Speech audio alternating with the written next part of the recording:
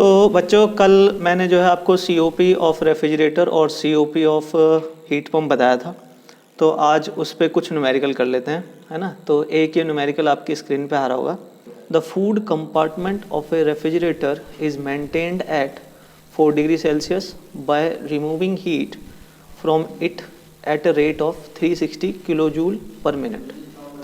If the required power input to the refrigerator is 2 kilowatt, determine A, the COP of the refrigerator and the rate of heat rejection to the room.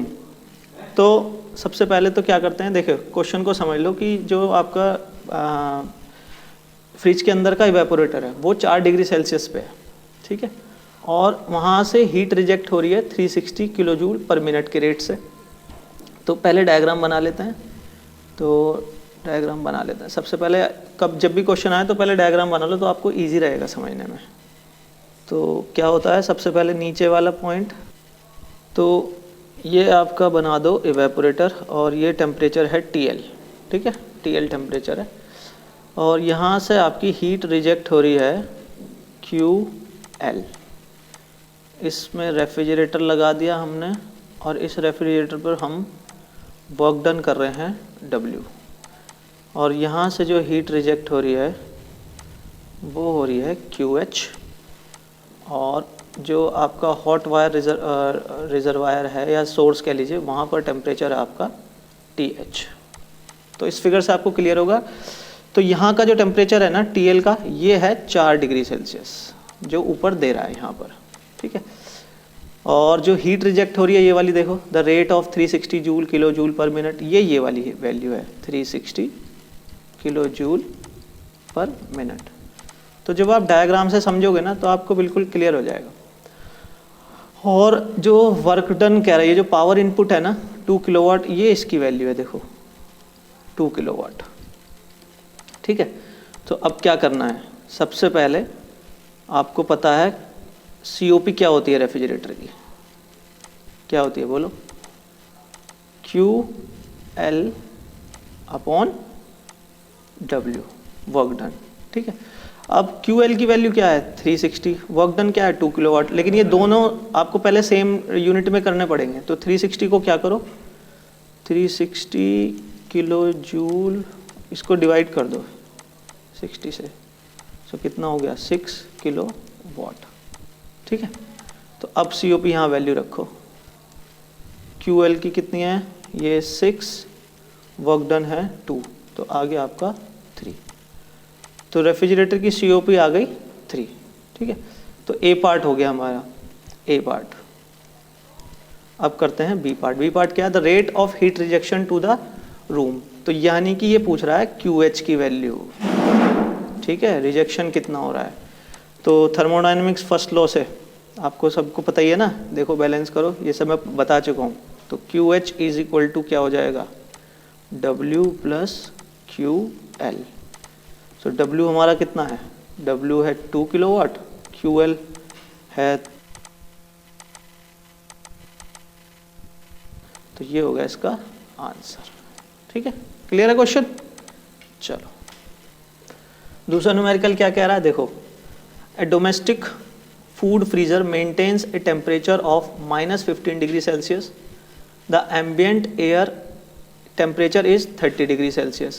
If heat leaks into the freezer at continuous rate 1.75 kilojoule per second, what is the least power necessary to pump heat out continuously?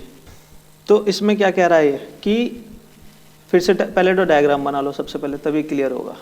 ये तो हो गया आपका evaporator, sorry condenser, और बाहर की temperature कितना है, यहाँ पर है 30 डिग्री सेल्सियस, ठीक है। बनाओ, ये हीट होगी आपको QH, मैंने बता ही दिया। यहाँ पर होगा रेफ्रिजरेटर, ठीक है, ये होगा आपका QL जो इवेपोरेटर से हीट निकलेगी, और इवेपोरेटर है आपका TL टेम्परेचर पर, ये कितना, ये -15 डिग्री सेल्सियस पे मेंटेन रखना है, ठीक है। और वो कह रहा है कि if heat leaks into the freezer at continuous temperature 1.75, तो इतनी हीट जो है इसमें जा रही है, तो इतनी ही हीट हमें रिजेक्ट करनी है अगर इसे हमें -15 डिग्री सेल्सियस पे मेंटेन रखना है, ठीक है। तो सबसे पहले तो TL की वैल्यू निकालो, एब्सोल्यूट टेम्परेचर 273 -15 कितना हुआ 258 केल्विन, ठीक है। TH निकाल दो ऐसे ही, 273 + 30 कितना हुआ 303 केल्विन, ठीक है। अब क्या करो, सबसे पहले निकालो COP, है ना, COP निकालो, COP निकालो। COP क्या हो गया, अगर टेम्परेचर वाले फॉर्मूले से, अगर रिवर्सिबल हीट पंप है तो TL/TH - TL, ठीक है। तो TL कितना है, TL हो गया आपका 258/303 - 258, सॉल्व करो 5.7। तो जब हम इसको सॉल्व करेंगे तो आंसर आएगा 5.73, ठीक है। अब क्या करना है, हमें निकालना है कि 1.75 हीट कंटिन्यूसली रिजेक्ट हो रही है तो उसके लिए कितना वर्क इनपुट करना है, यानी W की वैल्यू निकालनी है। तो W के लिए आपको इसके लिए क्या फॉर्मूला लगाओ, इसके लिए फॉर्मूला लगाओ COP = QL/W। तो क्या W = क्या हो जाएगा QL/COP। तो QL कितना है आपका 1. ठीक है, तो QL की वैल्यू कितनी है, देखो 1.75, COP हम निकाल चुके हैं 5.73, तो यहाँ से आप W कैलकुलेट कर लोगे 0.305 किलोवाट, ठीक है। इतनी एनर्जी आपको चाहिए, ठीक है। ये हो गया आपका answer. What is the least power necessary to pump, ठीक है, तो इतनी एनर्जी है। अब ये भी हो सकता है कि वो पूछे कि कितनी एनर्जी रिलीज कर रहा है, तो यहाँ से आप सिंपल निकाल सकते हो QH = W + QL। सो W की वैल्यू कितनी है 5, W की वैल्यू आ गई हमारी 0.305 प्लस QL कितना है 1.75। यहाँ से आपकी टोटल एनर्जी रिलीज हो जाएगी 2.055 किलोवाट। तो ये हो गया आपका question solve. So I hope आपको समझ में आ गया होगा। तो आज के लिए इतना ही, क्योंकि काफ़ी लंबी हो चुकी है वीडियो।